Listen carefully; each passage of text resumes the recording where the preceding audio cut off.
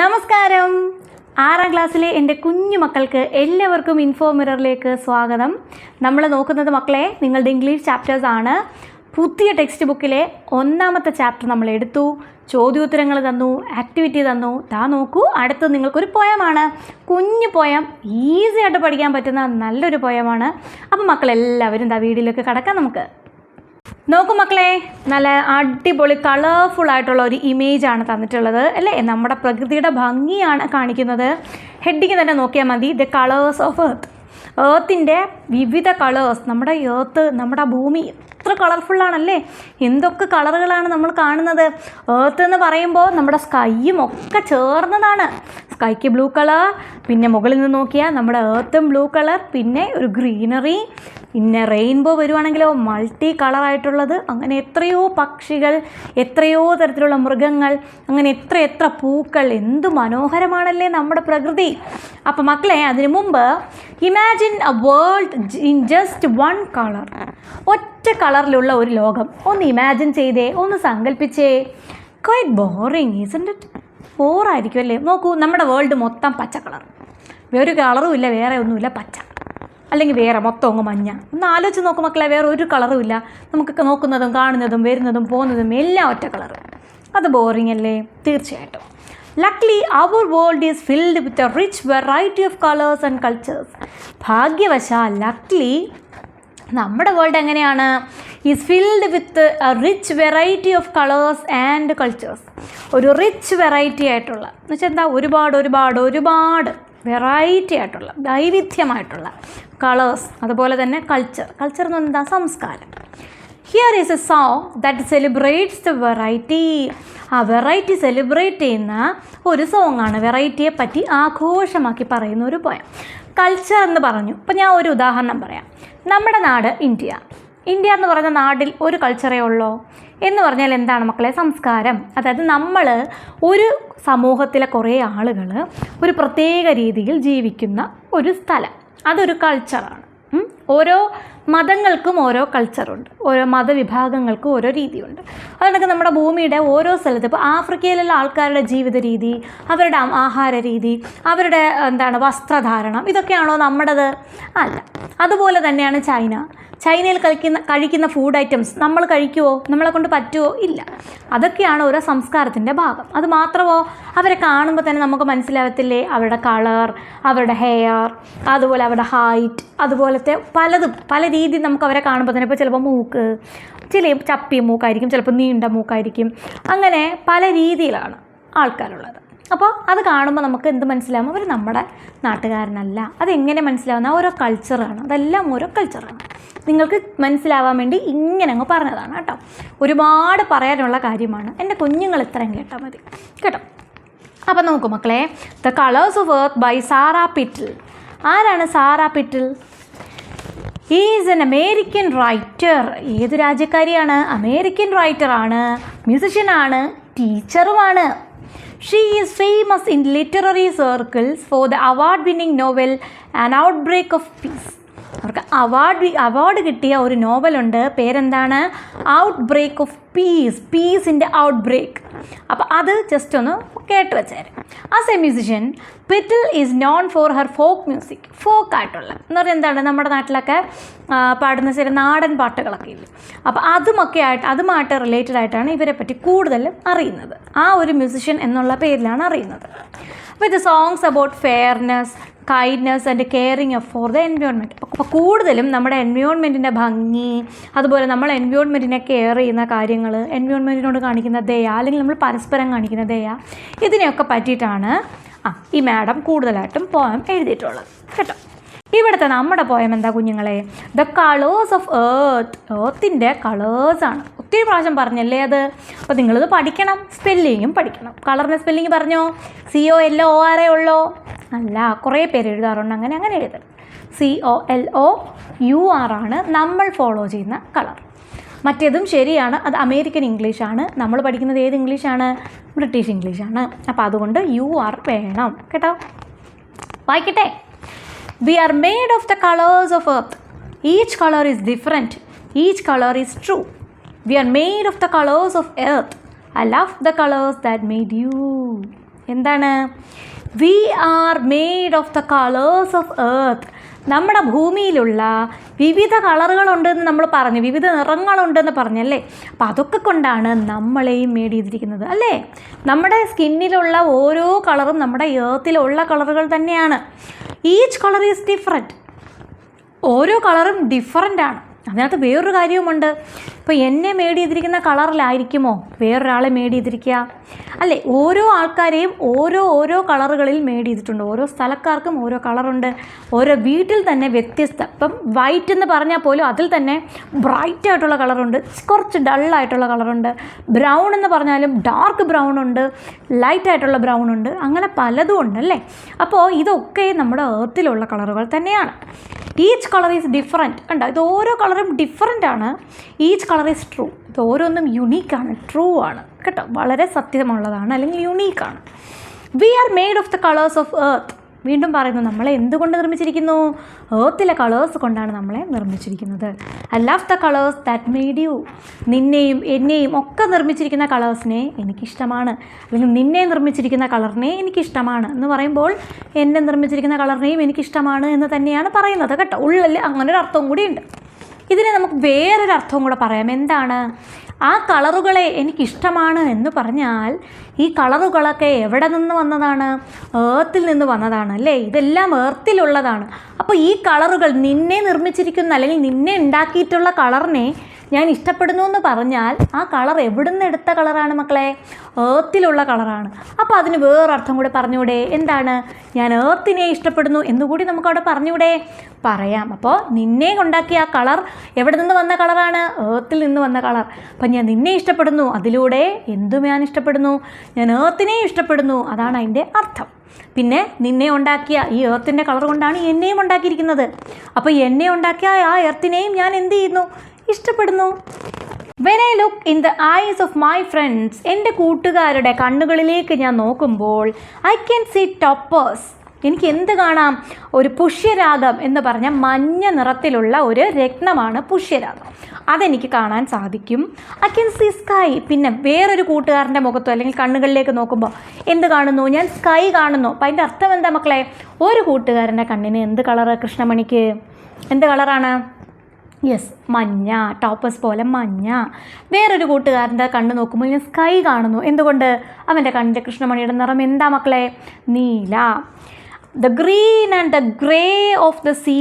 ഇനി ഗ്രീൻ കാണുന്നുണ്ട്, പിന്നെ ഗ്രേയും, സീയുടെ കടലിൻ്റെ ഗ്രീൻ കളർ അതും ഞാൻ കാണുന്നുണ്ട്. പിന്നെ എന്തും കാണുന്നുണ്ട്? ഗ്രേ. കടലിങ്ങനെ ഉരുണ്ടുരുണ്ട് കയറി വരുന്നു, അല്ലെങ്കിൽ ആ ഒരു റോളിങ് ചെയ്യുന്ന, ഒഴുകിക്കൊണ്ടിരിക്കുന്ന അല്ലെങ്കിൽ തിരയടിക്കുന്ന ആ കളർ, ആ കടലിലെ രണ്ട് കളർ രണ്ട് സമയത്ത്. അപ്പം നമ്മൾ ചെല്ലുന്ന സമയത്തിനനുസരിച്ച് കളറ് വ്യത്യാസമായിരിക്കും. കടലിൻ്റെ ആയാലും ആകാശത്തിൻ്റെ ആയാലും കളറുകൾ എപ്പോഴും ഒരേപോലെ ആയിരിക്കുമോ? വ്യത്യസ്തമായിരിക്കും. ഇവിടെ കടലിനെ രണ്ട് കളർ പറയുന്നുണ്ട്, ഗ്രീൻ ആൻഡ് ഗ്രേ. ഈ രണ്ട് കളറും കാണുന്നുണ്ട്. And the dazzling brown river in the morning. ഇനി ബ്രൗൺ റിവർ മോർണിംഗിൽ എന്ന് പറഞ്ഞാൽ എന്താണ്? സൂര്യപ്രകാശം അങ്ങോട്ട് ഏറ്റു തുടങ്ങുമ്പോൾ ആദ്യം വരുന്ന സമയത്ത് ഈ ഒരു കളറൊക്കെ ആയിരിക്കും. ഒരു ഗോൾഡൻ കളർ, ഒരു ഗ്രേ കളർ, ഇതൊക്കെ ആയിരിക്കും റിവറിൻ്റെയും കളർ. പിന്നീട് ആദ്യത്തെ പ്രകാശമൊക്കെ വന്ന് തുടങ്ങുമ്പോഴത്തെ കളർ ഇതാണ്, ചെറിയ വെട്ടത്തിൽ. പിന്നീടാണ് നമുക്ക് നല്ല ഡാർക്ക് കളറുകളൊക്കെ മാറി പിന്നെ ലൈറ്റ് കളറിലേക്ക് വരുന്നത്. പിന്നീട് ഈവനിങ് ആകുമ്പോൾ അതുപോലെ വീണ്ടും റിവേഴ്സിൽ തന്നെ കളർ പോവും കേട്ടോ. അപ്പോൾ അതും ഇവിടെ ഞാൻ കാണുന്നു. അപ്പോൾ ഇതിൻ്റെ അർത്ഥം എന്താ? എൻ്റെ കൂട്ടുകാരുടെ കണ്ണുകൾ എങ്ങനത്തെയാണ്? വ്യത്യസ്ത കളറുകളുള്ളതാണ്. അതിൻ്റെ അർത്ഥം അവർ വ്യത്യസ്ത സ്ഥലക്കാരാണ്, വ്യത്യസ്ത സ്കിൻ ടോൺ ഉള്ളവരാണ്. ദേ ആർ ഡിഫറൻറ്റ് എന്നുള്ളതാണ് അർത്ഥം. ഡിഫറൻറ്റ് കൾച്ചറിലതും ആകാം. ഇപ്പോൾ ഇന്ത്യയിൽ തന്നെ ഈ കണ്ണിൽ കളറുകളുള്ള പല കളറുകൾ കണ്ണിലുള്ള ആൾക്കാരും ഉണ്ട്. അപ്പോൾ എല്ലാവരും വേറെ രാജ്യത്ത് തന്നെ ആവണമെന്നില്ല കേട്ടോ. When I look at the hands of my friends, I can see chestnut, I can see corn. രണ്ടെണ്ണം പറയട്ടെ. When I look at the hands of my friends, hands കൂട്ടുകാരുടെ കൈകൾ കാണുമ്പോൾ, കൈകളിലേക്ക് നോക്കുമ്പോൾ എന്ന് പറഞ്ഞാൽ അവരുടെ സ്കിന്നിൻ്റെ കളറാണ്, അവരുടെ body colour. I can see chestnut. എനിക്ക് ചെസ്റ്റ്നട്ട് എന്ന് പറഞ്ഞൊരു കോഫി ബ്രൗൺ, നല്ല ബ്രൗണിഷ് കളറായിട്ടുള്ള ഒരു അതായി തരുന്നതാണ് ചെസ്റ്റ്നട്ട് കേട്ടോ. ഈ ഒരു കളർ ഇതൊരു വിത്താണ് അല്ലെങ്കിൽ ഒരു ഫ്രൂട്ടാണ്. ഇതെനിക്ക് കാണാനായിട്ട് സാധിക്കും. ഈ കാണുന്നതാണ് ചെസ്റ്റ്നട്ട് കണ്ടോ. ഈ ഒരു കളറാണ് എനിക്ക് ഒരു കൂട്ടുകാരൻ്റെ കയ്യിൽ ഞാൻ കണ്ടത്. ഐ ക്യാൻ സി കോൺ. കോൺ എന്ന് പറഞ്ഞാൽ എന്താണ്? ചോളം. ചോളം അറിയാലോ, ഇതാണ് ചോളം. ഇതിൻ്റെ നിറം എന്താ? മഞ്ഞ. അപ്പോൾ വേറൊരു കൂട്ടുകാരൻ്റെ ബോഡിയിൽ ഈ ഒരു കളർ കറക്റ്റ് ഇതായിരിക്കില്ല, എന്നാൽ ഇതുപോലെയൊക്കെ തോന്നും. നമ്മൾ പറയില്ലേ ചിലരെ കാണുമ്പോൾ പേപ്പറിൻ്റെ നിറമെന്ന് പറയത്തില്ലേ, ശരിക്കും പേപ്പറിൻ്റെ നിറത്തിലുള്ള ആളുണ്ടോ? വൈറ്റ് അങ്ങ് കൂടിപ്പോയി എന്ന് കാണിക്കാൻ വേണ്ടി നമ്മളങ്ങ് പറയുന്നതാണ്. ഇവിടെ അതുപോലെ ഉള്ളൂ. ദ കളർ ഓഫ് വീറ്റ് നമ്മുടെ ഇന്ത്യക്കാരുടെ കൂടുതൽ കളറും ഇത് തന്നെ, ഗോതമ്പിൻ്റെ നിറം എന്ന് പറയും അല്ലേ. Colour of wheat and a dappled brown fawn. ഇനി എന്തുകൊണ്ട്? ഇനി ഡാപ്പിൾഡ് ബ്രൗൺ ഫോൺ, പുള്ളികളുള്ള ഒരു ഫോൺ, ഒരു മാൻകുട്ടി, അതിൻ്റെ ഒരു നിറവില്ലേ, അതും ഞാൻ കാണുന്നുണ്ട്. And the sun kissed black trees in the morning. ഇനി എന്തും കാണുന്നു? സൂര്യൻ മോർണിംഗിൽ സൺ വന്ന് ഉമ്മ വയ്ക്കുന്ന ബ്ലാക്ക് കളറിലുള്ള ട്രീസ്. അതിൻ്റെ അർത്ഥം എന്താണ്? ബ്ലാക്ക് സ്കിൻ ടോണുള്ള ആൾ, ബ്ലാക്ക് കളറുള്ള ആൾ, ഇതും ഞാൻ കാണുന്നു. അപ്പോൾ സ്കിൻ കളർ ഏതൊക്കെയാണെന്ന് പറഞ്ഞു, ഒന്നുകൂടെ പറയൂ.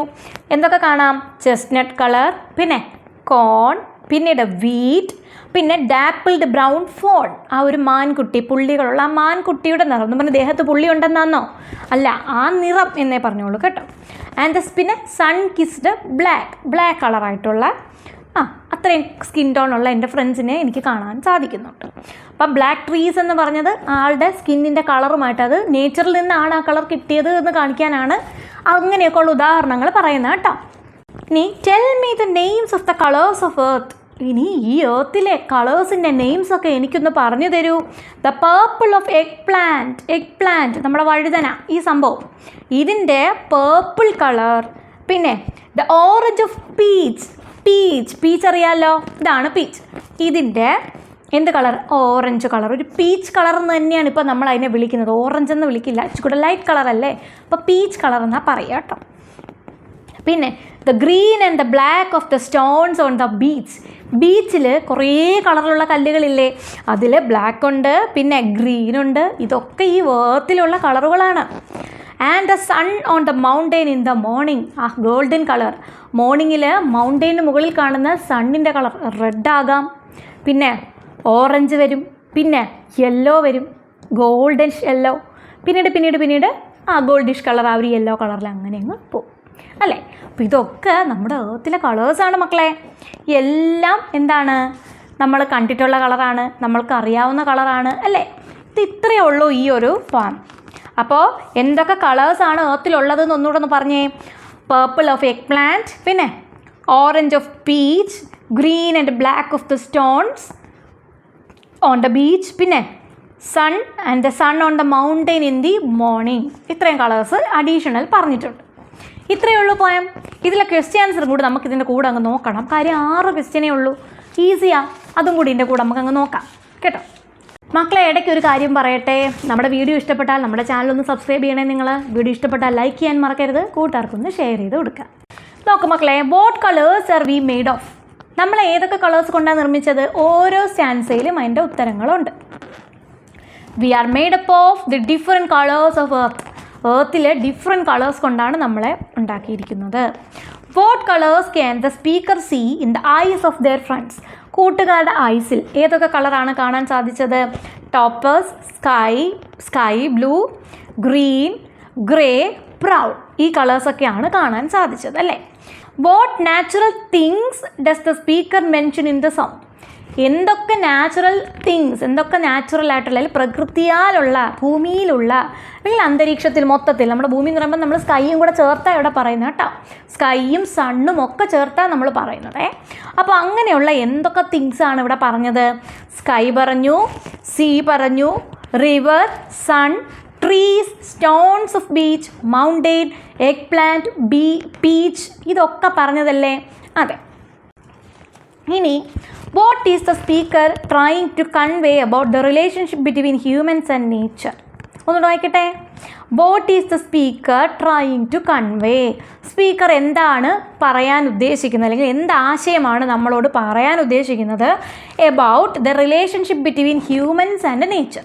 മനുഷ്യനും പ്രകൃതിയും തമ്മിലുള്ള റിലേഷൻഷിപ്പിനെ പറ്റി എന്ത് ഐഡിയ ആണ് ആ പോയറ്റ് അല്ലെങ്കിൽ ആ സ്പീക്കറിന് നമ്മളോട് പറയാനുള്ളത്? എന്തൊക്കെയാണ്? There is a strong relationship between humans and nature. ഹ്യൂമൻസും നേച്ചറും തമ്മിൽ സ്ട്രോങ് റിലേഷൻ ഉണ്ട്. We are made up of the different colours of nature. നമ്മളെ എന്തുകൊണ്ട് നിർമ്മിച്ചിരിക്കുന്നു? നേച്ചറിലെ ഡിഫറെൻറ്റ് കളേഴ്സ് കൊണ്ട് നിർമ്മിച്ചിരിക്കുന്നു. When you look someone you can feel the colours of nature within him.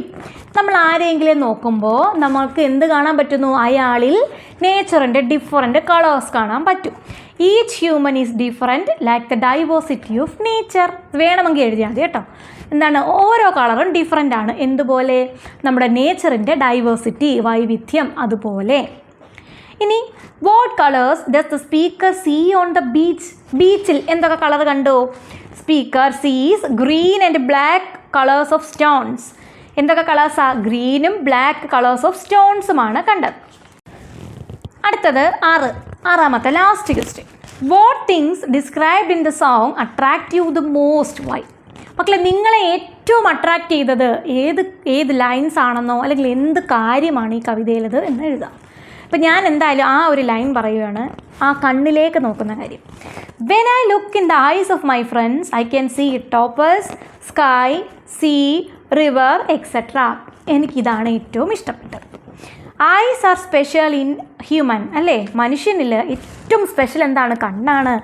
ഒരാളുടെ കള്ളത്തരവും ഒരാളുടെ സത്യസന്ധതയും നിസ്സഹായാവസ്ഥയും സന്തോഷവും സങ്കടവും എല്ലാം എന്തിലൂടെ മനസ്സിലാക്കാൻ പറ്റും മക്കളെ? കണ്ണിൽ നോക്കിയാൽ മനസ്സിലാകും. മുഖത്ത് നോക്കി, കണ്ണിൽ നോക്കി സംസാരിക്കാൻ കോൺഫിഡൻസ് ഉണ്ടായിരിക്കണം. എൻ്റെ കുഞ്ഞുങ്ങളെല്ലാം അങ്ങനെ ഇരിക്കണം. കള്ളം പറയരുത്. ഒരാളുടെ മുഖത്ത് നോക്കി നമ്മൾ കുനിഞ്ഞു നിന്ന് സംസാരിച്ചാൽ നമുക്ക് പേടിയാണ്, നമ്മുടെ ഉള്ളിൽ എന്തോ കള്ളത്തരമുണ്ട്. നമ്മൾ സത്യസന്ധനാണെങ്കിൽ നമ്മളയാളുടെ മുഖത്ത് നോക്കി പതറാതെ അയാളുടെ കണ്ണി നോക്കി ഉറച്ച് സംസാരിക്കും. ഉറച്ചെന്ന് വെച്ചാൽ ബഹളം വെച്ചൊന്നല്ല, ഉറച്ച വാക്കുകളോടുകൂടി സംസാരിക്കും. അതുപോലെ തന്നെ നമുക്കൊരാൾ എന്താണ്, അയാൾ സത്യസന്ധനാണോ, അയാളുടെ ഉള്ളിൽ സ്നേഹമുണ്ടോ, ചതിയാണോ എന്നൊക്കെ നമ്മൾ കണ്ണിൽ നോക്കിയാൽ നമുക്ക് മനസ്സിലാവും കേട്ടോ.